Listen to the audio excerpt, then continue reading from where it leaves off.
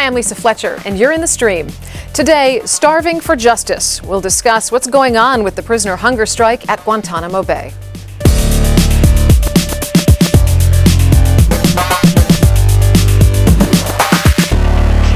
Our digital producer, Malika Bilal, is here looking out for your live feedback, so tweet her and use the hashtag AJStream.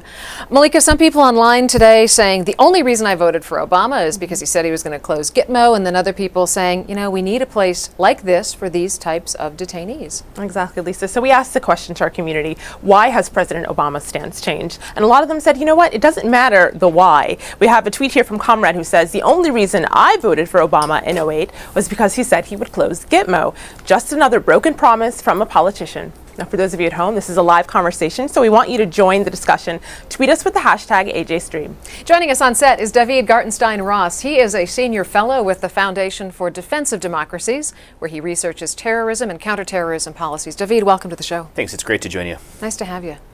The Stream is a show that's powered by you, our online community. So if you have an idea for a future show, send it to us via Facebook. Just go to facebook.com/AJStream and add a suggestion to the discussion thread. It's just one way that you can be part of the stream.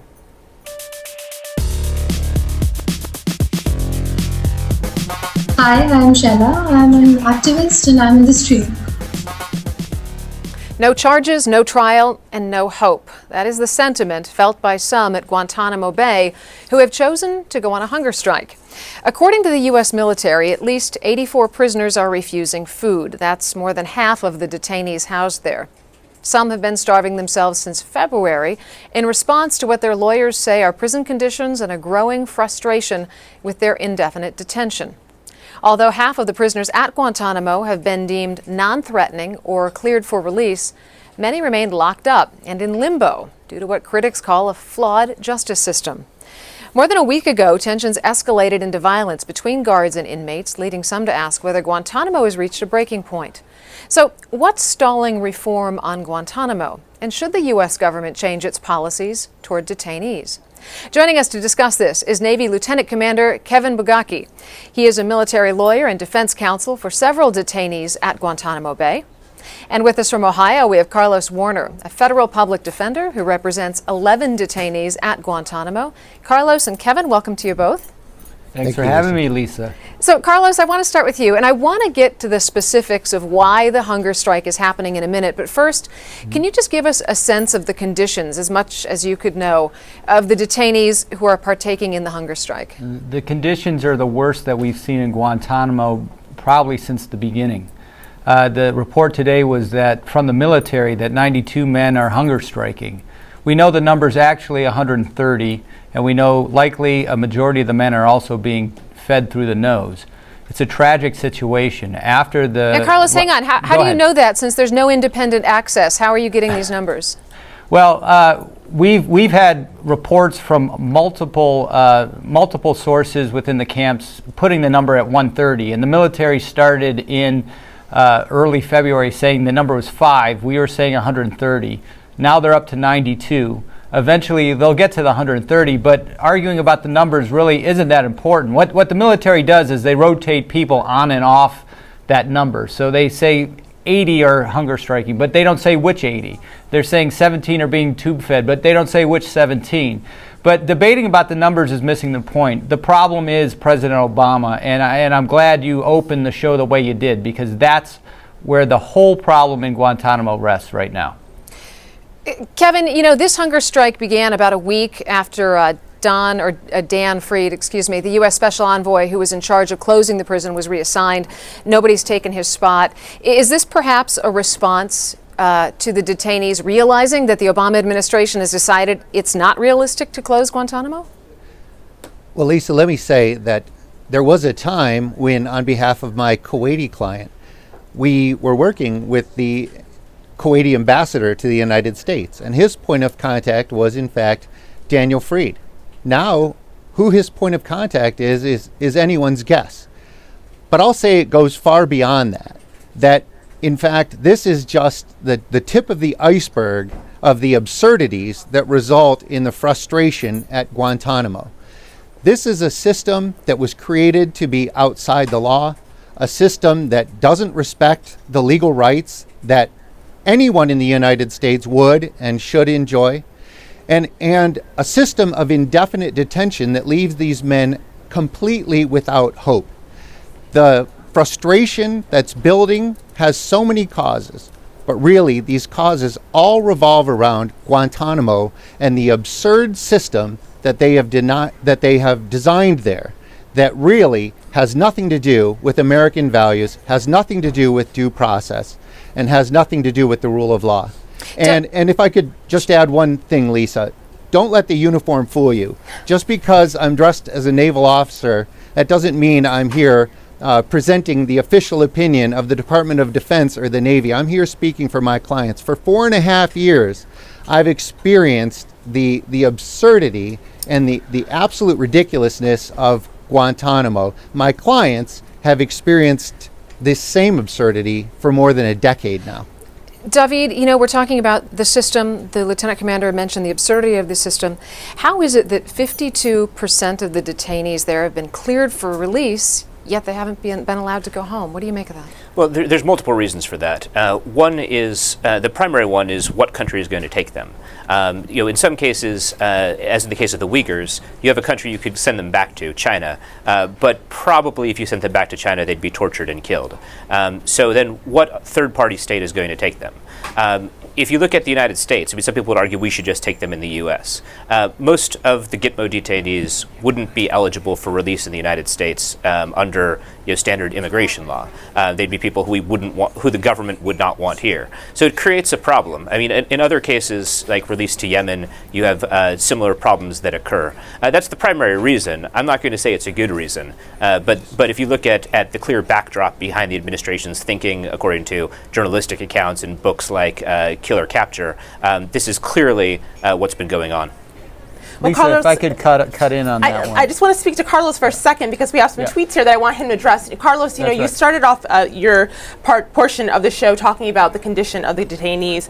We're getting tweets here about the ethicality of force feeding them. Domingo says, I think it violates medical ethics. How do we uphold ethics while also maintaining healthy prisoners? And of course, a lot of this relates to a recent New York Times op-ed by one detainee, and it was entitled Gitmo is Killing Me, where he talked about being force-fed through the nose food while being on hunger strike. So Carlos, can you talk about, does force feeding violate ethics, medical ethics? Certainly the ICRC believes it does. I have to tell you, it's very difficult for someone like me who has spent many hours with these men to watch them die. And I have confidence that people like myself and Commander Bogucki will get these men released with the proper amount of attention to the matter. We need the president to pick up the ball. So do I want my clients starving to death? Of course not. Do I want them to be force-fed? Of course not. What we need is for them to be released, especially this group of 86. And to go back to David's point, we have places for the 86. It's the administration has no desire to follow through with its promise. We could put 86 men in Saudi Arabia and Kuwait right now. There are rehabilitation centers built there for this purpose. But the Obama administration has no desire to close Guantanamo. And when the administration says that it does, people like Kevin and I see, then David, you should too, because they don't have anybody appointed for the purpose in the entire administration. So how could you come forward and say we're committed to closing it when no one's assigned to do it? It's this Kafka-esque nature that Kevin was talking about that vexes us in Guantanamo. David, what's interesting is George W. Bush. That was not the question that was posed to me, though. Like, the question that was posed to me was not, is the administration dedicated to closing this? The question that was posed is, what has the hitch been? I reported what is out there according to journalistic accounts. I mean, you can say that the administration isn't doing its job. I'm not here as a shill for the administration. But that's why I wanted to ask you, what is the hitch? Because George W. Bush wanted to close it. Obama, going into office, said he wanted to close it. Both of them didn't. Is there something going on behind the scenes here? Oh, well, it's clear that the administration doesn't want to close it. Why I mean, not? there's no question about that. The reason why is not the detainees who are cleared for release, but rather the detainees who the administration considers to be too dangerous to release although people who are not subject to criminal detention. So not prosecutable? I mean, well, it's not a question of prosecution. Exactly. There's a few different things that are going on. One is detainees who are cleared for release. And I think everyone here agrees that if they're cleared for release, they should be released. Whether the hitches are legitimate or not, I certainly know what the administration is saying with respect to the hitches. Then there's those who will be tried pursuant to criminal law because they have violated U.S. law. Then there's another section of individuals who basically constitute preventive detention, non-criminal detention. That is, they're members of the enemy force, the administration has judged, but they're also individuals who haven't committed a crime against the United States. In armed conflict, you'll have members of an enemy force who are held, traditionally until the cessation of hostilities. Now, in the context of violent non-state actors, you have a bit of a hitch, because it's not clear what the cessation of hostilities means. But to me, that doesn't mean that members of an enemy force should simply be released, especially given that you have very real instances of recidivism, and people have lost their lives as a result. Lieutenant Commander, if we don't have a place to keep these people, what is the alternative in the field? I mean, is it you either take these people into custody and hold them as these violent as some of them are being held as dangerous detainees, or did they end up getting killed in the field? Well, David raises an interesting point, which is that the way you are supposed to treat combatants captured on the battlefield is defined under the Geneva Convention. Specifically, Article 5 requires that a status tribunal be held at or near the point of capture. In other words, at or near the battlefield. I don't care how you define at or near. You cannot get Guantanamo Bay to meet the definition of at or near Afghanistan.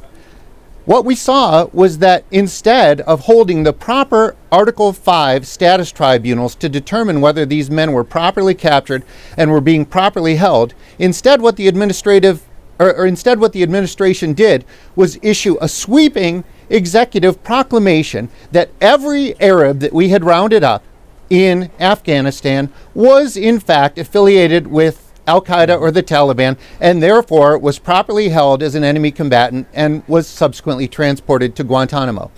Thereafter, essentially to try to remedy their failure to comply with international law, the United States government created a mechanism called the CSRT, or Combatant Status Review Tribunals. And these were a complete joke. They may have looked like trials in some superficial sense, but the reality is that these men were represented by non-attorneys with whom they could share absolutely no confidential information, and many of them were judged based upon information that the detainees themselves could not even see and or respond to. So the government absolutely failed from the get-go in meeting its requirements under international law. Instead, it created this facility at Guantanamo Bay, which it believed was a legal no man's land, thinking that it could then create a prison camp where the laws of the United States would not apply and where the laws of no other country would apply. Because this is a strange place that's under the control of the United States, but it's not technically part of the United States. So they created this place where they could send everyone, despite the fact that they hadn't been properly adjudicated under international law, and here they sit. And what I've seen over the course of my tenure here at the Office of the Chief Defense Counsel for Military Commissions is that the absurdities just continue to grow. Well, Lieutenant Commander, it's what you just called a failure that our community is picking up on. And they're saying, you know what, it would be an embarrassment now. Caesar on Twitter says, the #1 champion and abuser of human rights doesn't yet know how to deal with the resulting embarrassment. Another tweet from Carlton who says, why no release? The main answer is fear. And a Facebook comment from Sai who says, America destroyed the lives of these people. Now they have no idea what to do. The American government probably fears revenge from these detainees. David, I want your thoughts on that, because is there a fear of retribution, and is that a legitimate fear? Well, sure. There's a concern about retribution, but let's be clear. It's not as though every detainee there is someone who is innocent who just happened to be riding in the back of a pickup truck with the Taliban. I mean, if you look at detainees who've been released, just to humanize what's happened in the past, March 2008, you had an attack on an army base, an Iraqi army base outside Mosul. 13 Iraqi soldiers were killed, 42 wounded by a former detainee, Abdullah Saleh al-Ajmi. September 2008, Saeed Ashiri was implicated in the bombing of the American embassy in Sana'a. 19 dead, 16 injured. You've had in the past people who've been released and have killed people. It's not simply It's not simply fear. That's this irrational fear. Rather, lives have been lost before, and there's a concern that would happen with people who are dangerous, who are seeking release now. Isn't there also a concern that having been locked up without charge for some of them, yes, for all of these years, yes, they might go out and want to exact revenge. Absolutely. And Lisa, let me. I have to respond to that because Carlos, go ahead and jump in. You have 86 men out of the 166 that the government has said they're cleared for release, meaning that they're not even a danger. So that's, as you said, I think 52% of the population. The rest of the men, except for this handful that's being prosecuted by the kangaroo court currently, are people that are being held for things that they might do in the future. Now, there's no proof at all that they've done anything. There's no accusations at all that they've done anything. What David is saying is that we got to hold these guys because we're afraid of what they might do once they're released. Is that what you're saying, That's where we're at. That is not what I'm saying. First of all, it's stipulated that the people who've been cleared for release should be released. I mean, if they're cleared for release, they should be released. There's not a debate about that. Although, in the past, people who've been released and killed people are also people who have been cleared for release. It's not as though that system is a perfect one, but if someone is cleared for release, they should go. Is this a higher or more dangerous type of recidivism than we might see in a normal U.S. prison where a prisoner is released? Great question. Yes. No, it's not. It's yes, 1 in 4. No. Not the rate of recidivism, but actually when people have killed people, normally when someone is released from prison, even though, as we agree, there seems to be a higher recidivism rate from prisons in general, but if someone is a recidivist, they might murder one person. They might go back and commit a drug offense. You don't have people in general committing bombings that kill 20 people at a time. It's a different rate of damage. Have you ever met with somebody in Guantanamo Bay? Have you ever looked at one of these men in the eye? I mean, you are casting a shadow over every man in Guantanamo I am not. right now, and that is clearly inaccurate. I'm not casting a shadow over every man in Guantanamo. Should the 86 I'm pointing to the simple men be released now, sir? Yeah, I already said yes. You're asking me something that I've already answered, but I'm pointing to the fact that people have been killed in the past by recidivists from Gitmo. I mean, that's a fact. That's a fact. It's not disputable. So, Lieutenant Commander, what's the alternative to Guantanamo? Or can it be reformed to a point where you and Carlos and others would find it a workable situation? Lisa, if I could add something on this concept of recidivism. I noticed David mentioned Abdullah al-Ajmi. Abdullah al-Ajmi was a Kuwaiti. He was in the initial batch of Kuwaitis that were released and returned to Guantanamo. No lawyer went into court and fought for his release, but actually, as it turns out, al-Ajmi is just another example of the absurdity of Guantanamo and the terrible decisions that the United States has made in connection with its detention policy. They decided al-Ajmi wasn't dangerous, so they sent him home.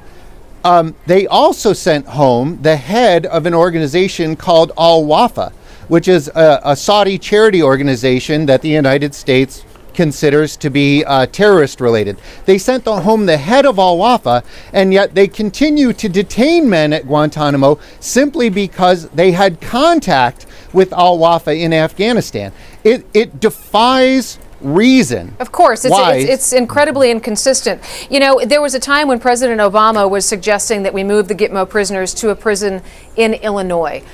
Is that or any other alternative similar to that a reasonable alternative?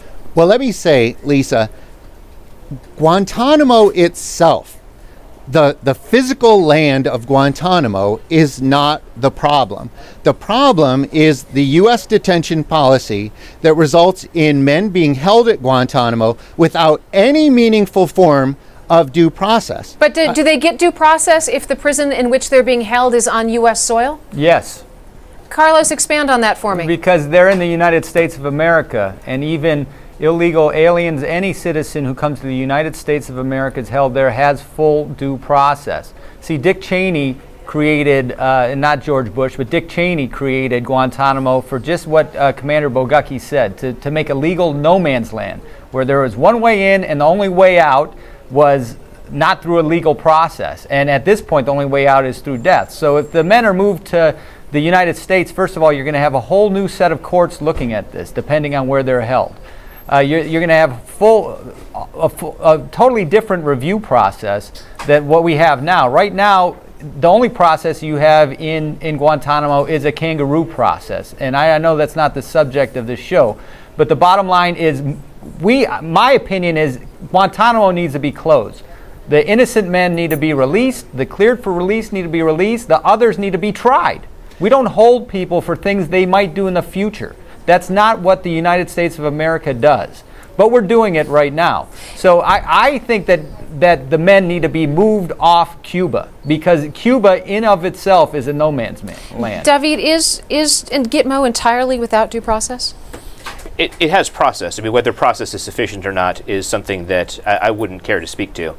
These two gentlemen have been litigating these cases. They're clearly on one side there. I haven't been involved in litigation. So it's something which I would defer to people who are closer to the specifics of the trials. I will say, though, that responding to something Carlos just said, and he accused me of saying this earlier, it's not a matter of saying that, well, we're going to detain somebody for something that they might do. Rather, it's for being a member of an enemy force. That's what preventive detention is. Preventive detention itself is as old as warfare. That traditionally, if you're fighting against an enemy force, you will detain people when you capture them. Right. The alternatives are unacceptable. The alternative is either you will kill everybody who you're fighting, Yeah, that's or what I else was you trying to catch get them at and then earlier, these and release them. second-tier So situations. Right, so there has to be a system in place to preventively detain people. And in other conflicts, preventive detention is also done. Often it's much worse than what we have, at least in terms of the conditions. You have preventive detention in Somalia, you have preventive detention in Mali, and the amount of human rights abuses there dwarf the human rights abuses that people are currently experiencing in Gitmo by far. Wait a minute. You're talking about men who are being held in 24-hour solitary confinement and being tube fed in Guantanamo now. They're hunger striking. So I don't know that it gets much worse than that. Have you been to a Somali prison? Mm-hmm. Well, I mean, the condition there is much worse than the conditions in Gitmo. Now, if you want to say that it's worse in Gitmo because they're being detained indefinitely, that they'll be in a prison in Somalia longer, there's a reasonable argument there. But I'm talking in terms of the raw conditions. It is much, much worse in a Somali prison or a Malian prison. Actually, Lisa, let me chime in if I could, because again, while detention may be a recognized part of international law, the United States did not follow the proper procedures to detain these men. And then the question as to whether there's due process at Guantanamo, absolutely not. There is no due process at Guantanamo. There is no equal protection at Guantanamo. This was a system that was homemade to be used only against a specific group of foreign nationals. No American citizens ever going to be tried there. And one of the things that they denied them was the right to choose their own attorney. Mm-hmm. They can have attorneys, but those attorneys, by the rules and regulations, have to be American citizens. So they can't even choose a detainee from their own country. They can't choose a detainee from perhaps a neutral third country.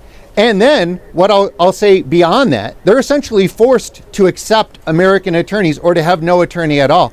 And then what we've learned is that the American authorities running Guantanamo Bay have absolutely no respect for the attorney-client relationship.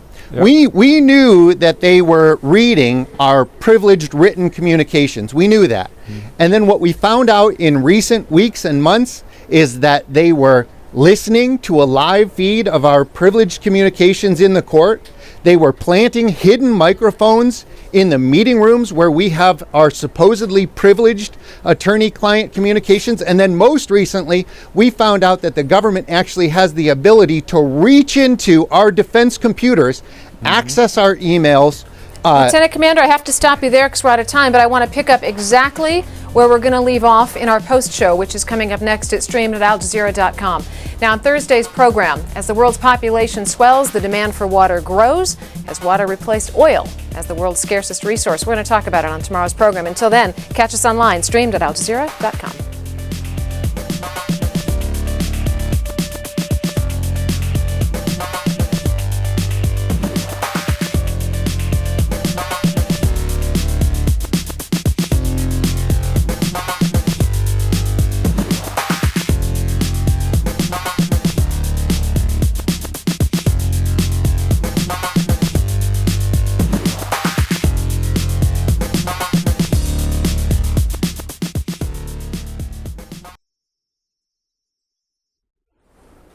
Welcome back. This is the Stream's online post show. Today we're talking about U.S. policies in Guantanamo Bay, the detainees, the prisoner hunger strike that's been ongoing. I want to get right back to our conversation with Lieutenant Commander Bogacki. You were talking about some surveillance between attorneys and their clients at Guantanamo. Finish your thought, please, sir. Thank you, Lisa. Not only does the United States government force these men to accept American attorneys, the policies that they've created actually create a perfect storm of mistrust between those attorneys and the detainees. What we have seen time and time again is that despite our representations that we are there to help them and that they can trust us and that we will not relay anything they tell us, we find out that they listen to our private communications in court, they have bugged our meeting rooms, and now we find out that they're actually reaching into our computer systems and can access our emails, they can check our web browsing activity, all of which should be protected attorney-client communications or attorney work product. So while they're forced to accept these American attorneys, the government also creates a situation whereby creating a meaningful attorney-client relationship is almost impossible. And if you don't have a meaningful attorney-client relationship, everything else beyond then, it cannot rise to the level of due process. Why would attorney-client privilege even exist in a place where due process doesn't exist? It doesn't. Well, I mean, why would you have an expectation, I guess, that it would exist? We don't. That's the answer. We don't. Let me. And sorry, Kevin, did you see what just came across? This affects your case, obviously, but this was the military commission press release. The military commission declassifies defense attack on classification of the defendant's thoughts. Did you see that, Kevin? I have not, Carlos. Yeah. So I mean, what you're dealing with is. It's as Kevin said, it's an absurd court. It's one that had the judge, who sounds like a very good jurist, has no control. He's sitting there and all of a sudden everything goes off because the CIA has a switch, or somebody has a switch that turns off the courtroom. So I mean, to argue that there's any process, and David, I don't think you argued it either, in Guantanamo is just false. There isn't. There's none. There is Carlos and process Kevin, but in you're the United working States. within these conditions. And Kevin, you mentioned the listening devices. I have on my screen here one of those listening devices sent to us by Air Force Captain and military lawyer Michael Schwartz. This is one put in a fire detector, a smoke alarm detector. That was in Guantanamo. So I guess the question is, is there any sense of a justice process if these are the conditions that you're working under? No, there's no sense of a justice process. And let me tell you a little story about that smoke detector, because that's exactly what it is. It's a microphone disguised to look like a smoke detector. And you could say, well, there's a device sitting on the ceiling, so clearly you were on notice that you were being listened to. Well, that's not true at all. One of the learned counsel, representing one of the 9/11 accused, pointed to that device on the ceiling while one of the guards was standing there and said, "What is that?" And the guard said to her, "It's a smoke detector." So there was a clear effort to disguise these microphones as smoke detectors so that the attorneys meeting with their clients in those rooms would not know that our privileged conversations were being listened to. David, is the public debate in America about the American detention policies in Guantanamo at all confused? It's absolutely confused. I mean, I think there's two levels of debate. One is Gitmo as it is, and both Kevin and Carlos have raised critiques, many of which I agree with, and that's something which should be a part of the debate. Absolutely. Another thing that should be a part of the debate is what I raised, which is in a world in which violent non-state actors are increasingly important, what do you do with members of an enemy force who are captured? In addition to the problems that they raised, problems concerning due process or attorney-client privilege, you have two other major problems. One of which is, what does cessation of hostilities mean? Under the Geneva Conventions, when you're fighting against another state, you'll detain members of the enemy force until the cessation of hostilities. And you might not know how long a war is going to last, but you can be pretty sure it's not going to last for 10 years or 20 years or 30 years. Whereas here, we have no idea what cessation of hostilities means. Then you have the second problem, which is when you capture a member of an enemy force in a traditional war, they're wearing a uniform. Right. Here, they're not. And so you get into the question of what does it take to determine that somebody actually is an enemy. And that's where I think that having a set of rules that are agreed to internationally is extremely important. It's something where we need basically another convention to cover it and outline what's acceptable and what is not. Well, Carlos, I have a Facebook comment here too, actually, in response to each other, and I want to read them and have you have a listen. Janet says, their own countries, meaning the detainees, don't want them. One is a UK citizen, keep the criminals locked up. She gets a response on Facebook from Cordelia, who says, Shakir Amr is not a criminal, just one detainee. He is an innocent victim in a hideous situation. You may not want him, but I and the country I grew up in that supports justice and human rights and democratic values and rule of law does. Now, Carlos, the question though is, are the views that these are prisoners, they deserve to be locked up, is that holding back reform? Is that why they're not going to be moved anytime Of course soon? it is. President Obama, the left, I think 53% of the left wants Guantanamo open and 80% of the right. The problem is we have some xenophobia in the United States and elsewhere in the world. The 166 Arab and Afghan men do not have a strong lobby in Washington, and the president isn't motivated to close Guantanamo because of that. Now, the other problem we have is what that commenter said. They believe that Gitmo is filled with the worst of the worst, and that has not been true for years. As we've said several times now, the majority of the men should be released immediately. And by the way, this remaining pot of men that should be indefinitely detained, it's not a majority. Maybe somebody in the room, DOD, CIA, raised their hand and said, we don't want them released. It's not a majority then. Therefore, the person's thrown on the indefinite detention list, and there's supposed to be these periodic reviews so they can argue their case again, which have never happened. Let me make a point about the periodic reviews, if I can, because it's similar. The standard for detaining these men has also evolved over time. Originally, the purported standard was, are they affiliated with Al-Qaeda or the Taliban? And what we've seen with the establishment of the executive order and then the National Defense Authorization Act that first created and then codified this notion of periodic review boards is that they completely changed the standard. Now the standard is there reason to believe that these men might pose a threat to the United States or the United States allies?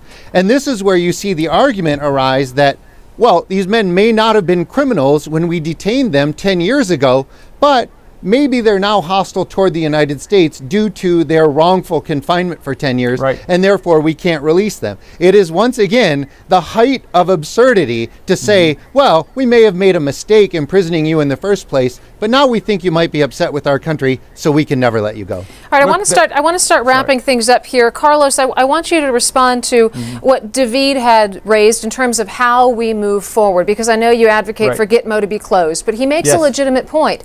There are people that legitimately should be indefinitely detained. What do we do with them? Well, first of all, if we're going to move forward, we need to start by getting the cleared guys out. How do we do that? President Obama needs to appoint somebody in the administration with the job. And he has to reaffirm his promise, not in words, but by actions.